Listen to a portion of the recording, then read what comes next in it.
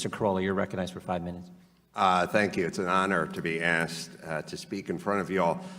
First, just a quick piece of business. Do we get to keep these pads? This is going to be huge. And not that I'm going to, but what do you reckon they'll get on eBay? I'm not saying I'm going to. It's pure curiosity.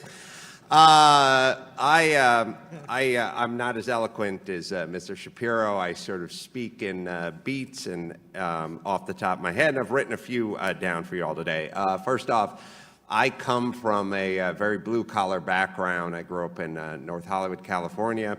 My dad was a school teacher, and my mom received welfare and food stamps, and told me very importantly when I was young, when I asked her if she would get a job, she said, "And lose my welfare benefits? No, thank you," which taught me a very valuable lesson, which was never to listen to my mom.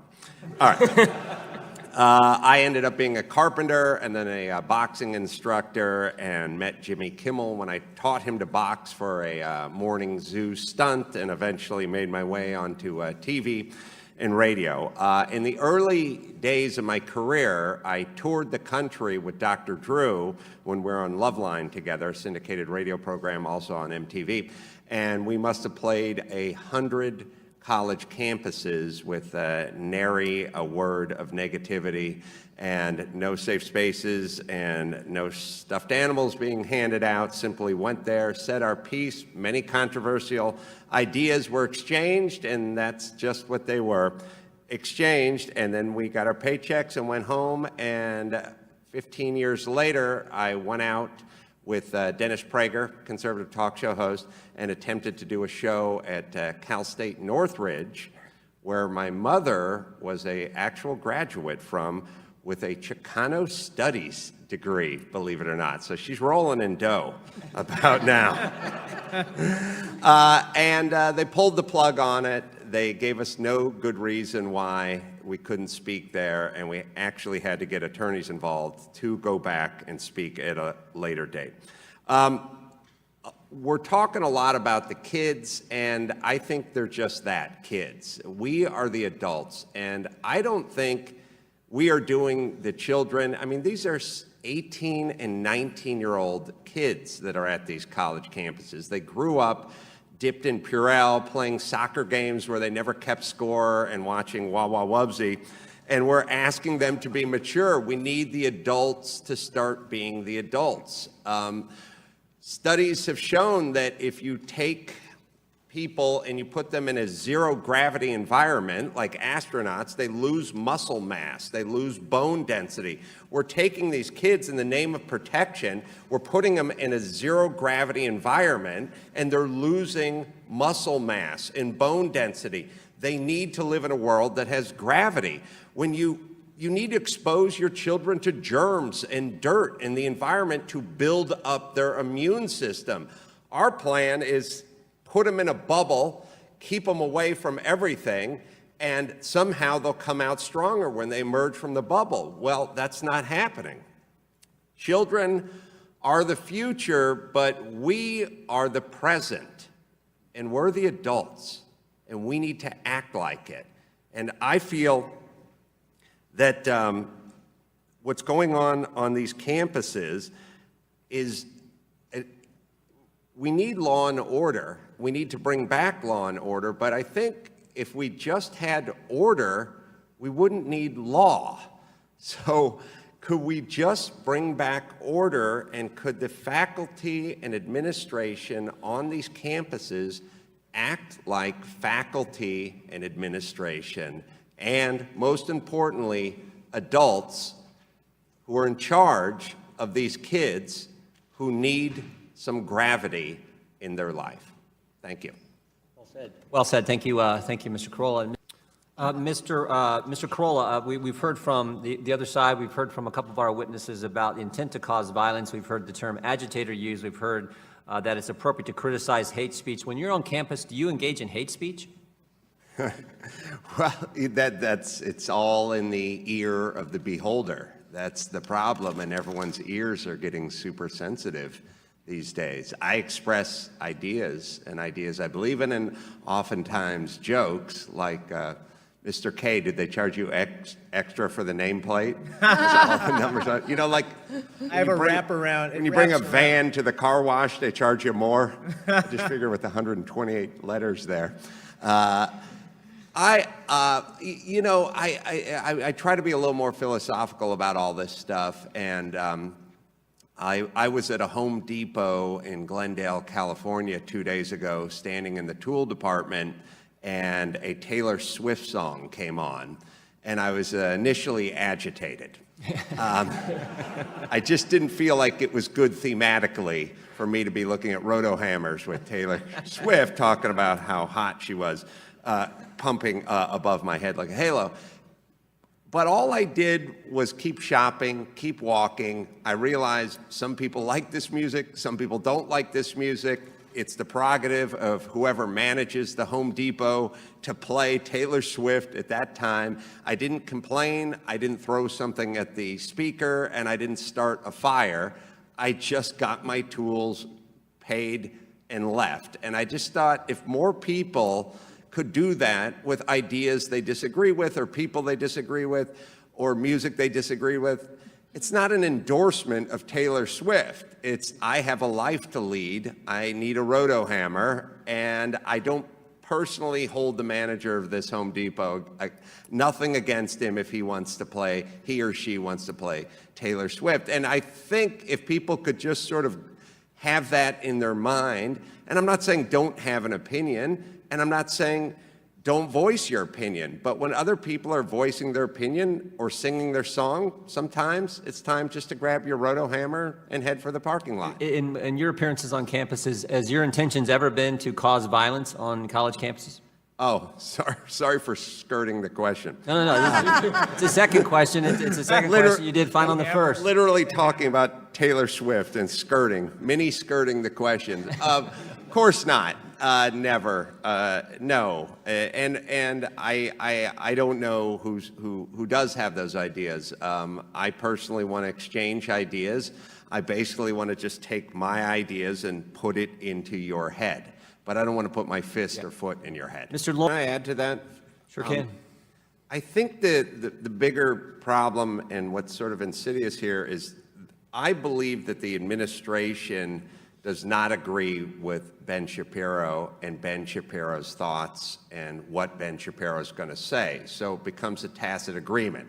They disagree. They're basically Steeler fans, and he's a Baltimore Ravens fan, and he's going to come up and make a speech, and all the Steeler fans say, well, he should be allowed to, but we're not a fan. And so quietly they go along with it. And I think that's a problem. I think that's a big problem. That everyone agrees on free speech. Everyone agrees that the college campus should be a petri dish of free speech or melting pot or whatever it is, a sea sponge of free speech. But when the administration doesn't agree with what Ben Shapiro has to say, they don't defend his right to say it as vigorously as they would if someone came on who they agreed with. It's quiet, no one ever talks about it, but I believe that's what's going on. They tell him like they did last week that, there's no venue that will accommodate him in September.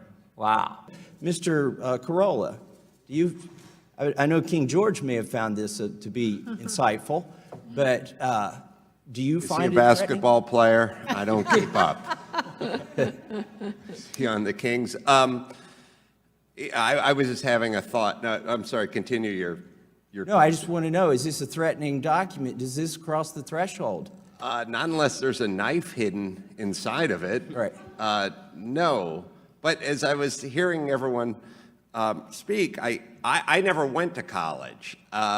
There's something I would like to touch on very quickly, which is going through diversity training, going to college. We're all sitting here, first off, under the assumption that 100% of kids go to college.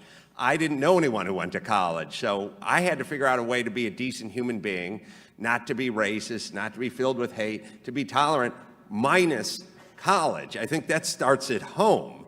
So if you get to 18 or 19, I believe the cement on the sidewalk of your brain has already dried, and good luck carving your initials into it with diversity training. If you're a bad kid and we get hold of you in college, you're probably just going to be a bad adult.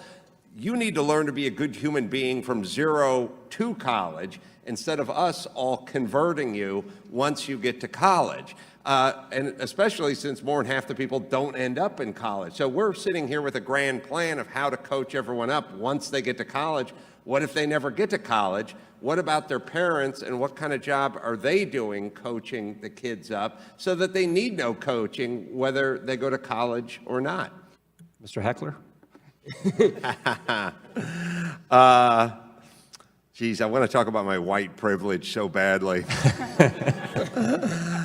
I graduated North Hollywood High with a 1.7 GPA. I could not find a job. I walked to a fire station in North Hollywood. I was 19. I was living in the garage of my family home. My mom was on welfare and food stamps, and I said, can I get a job as a fireman? And they said, no, because you're not black, Hispanic, or a woman. We'll see in about 7 years. And I went to a construction site and dug ditches and picked up garbage for the next 7 years.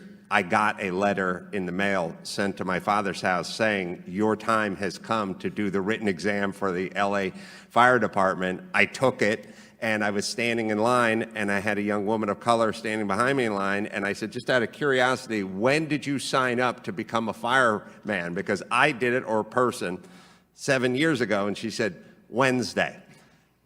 That is an example of my white privilege. I think it's an economic privilege more than it is the color of your skin. That being said, heckling people, busting their chops, making fun of them is an actual overture of love, friendship, and it's a positive thing. My friends, I hang out with Jimmy Kimmel and his cousin and many other comedians, Jeff Ross and people of that nature, and that's all we do. And the day that stops, that'll be the day I know they don't like me anymore. Now, obviously, doing it to strangers on campus is a different story, but lightening the mood a little bit and lightening up a little bit in general when people, I'm an atheist and I go out and do things with Dennis Prager. He's a devout Jew. He loves it when I make Jew jokes. I love it when he makes atheist jokes, and that's how we know that we're friends. And I'd say the same for Ben Shapiro as well, although I don't know if he loves it when I make the Jewish jokes. No, it's fine with me. Okay. You guys are clearly not running for Congress. Thank you very much for your testimony, all of you. And my question for Mr. Carolla, and I'm sorry what you had to go through, the prejudice in our country, but I landed on my wallet. do you believe part of the problem here is it's easy to hate people and demonize people if you don't know any people like that? And maybe one of the reasons why we seem to have difficulty with free speech on college campuses, the way you wouldn't have difficulty in other American institutions, is because some of the faculty members on college campuses, they can spend, extensive periods of time without talking to anybody who has political opinions significantly different than their own. Is that part of the problem? Oh, absolutely. And I'm sort of bewildered by it because knowing guys like Dennis Prager and Ben Shapiro, knowing them to be great guys, or even sometimes seeing what happens when Dr. Drew says something and the Twitter sphere goes ballistic and talking about what a bad person he is or what have you. Yeah, when you get to know almost anybody, you look at them as a person rather than an idea. And we need to look at people as human beings, not ideas or representatives of ideas. And it always helps when you're exposed. I personally, this may sound like a sidebar, but I grew up playing football. I played 10 years of organized football. I played with every different kind of human being, except the Jews, actually, Ben. Females? Maybe the holder. Females? Yeah. Yeah, the punter. Yeah, they cheered. Yeah, it was awesome. So I got exposed to everyone and realized that everyone who came from every different neighborhood was, there for one reason, and that was trying to win a game, and I think it helped a lot in my view of life. And then later on, when I stepped on a construction site, I got the same thing again. So I do feel like surrounding yourself with diversity in ideas as well as skin color is a good thing. Okay, Mr. Carolla, thanks for coming. Thank you, man with the tan from Florida. Try my best. You don't have to recognize him as the man from Florida. We can all see where he hails from. Yeah, no, well, I appreciate that. It's hot there. We don't have the temperate climate that you guys have in LA, so it's 95 and heating right now. Well, it's dry, but there are a lot of blowhards there in LA, so there's a lot of hot wind blowing around. So what do you, I mean, you've kind of come here, we appreciate it. You know, you look at this experience, how do you view kind of what goes on in Washington as potentially being able to help stand up for free speech? Because, you know, we get involved in things, a lot of times we make it worse.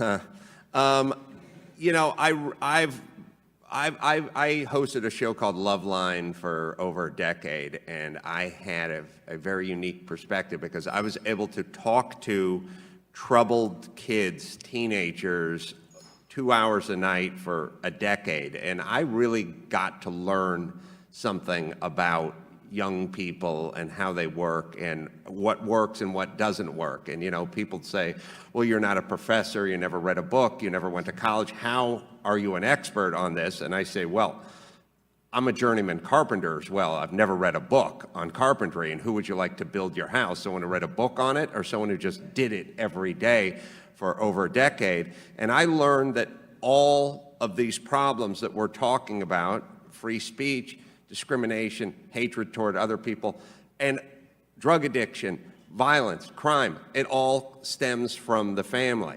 And when the family is intact, much of this stuff just goes away. You don't have to legislate it away. It just goes away because people are brought up in intact families with decent, caring parents, whatever their color, whatever their background is, and then they produce little decent individuals who go off to college or a job, place of work, and they don't need to be coached up, and they don't need to be legislated, and they don't need to be bloviated by people like us. They grew up in an intact family. So my feeling is all the stuff we're talking about is at the outside of the rim. The hub is the family, and the discussions should center around the family and who is creating these people who think it'd be a good idea to take a baseball bat to the window of a Starbucks in their community. I think that's well put, and if we could deal with that core, the free speech stuff, and a whole host of other problems would go, and that's better than any tax bill or anything else we could be doing, and obviously it's not going to be government's role per se, it's a societal thing. But Mr. Chairman, thanks for your leadership on this issue. Well said. I mean, it seems to me that either Americans get their bias training is not any good, or it's just largely probably not. People who tie nooses around bananas are not going to be dissuaded from doing so by bias training. They're garbage human beings. To Mr. Carolla's point, right? It's a lot more about what kind of background and belief system they bring to the university. I agree wholeheartedly. That starts at home. Anyone who's been in the corporate world knows you have to have sexual harassment training as well, and the cases of sexual harassment have probably gone up tenfold since the training began. So I don't see any direct line from training to effective application of it. In fact, it could be almost the converse, right? I feel it is, Yeah. yes. Yeah. The final question is to the heckler in the middle. When's the movie coming out again? No Safe Spaces. Dennis Prager and myself have gotten together to do this subject, but the 86-minute version of it, not the 477-minute version. Yes, my bladder's very angry at you. Yeah, I think it's coming out mid-early 2018, so look forward to that. Well, we look forward to it as well. I want to thank each of you for being here today and participating in this important hearing, and we look forward to having more.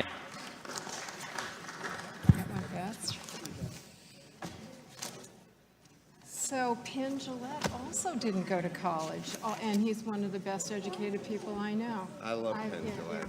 He's an autodidact.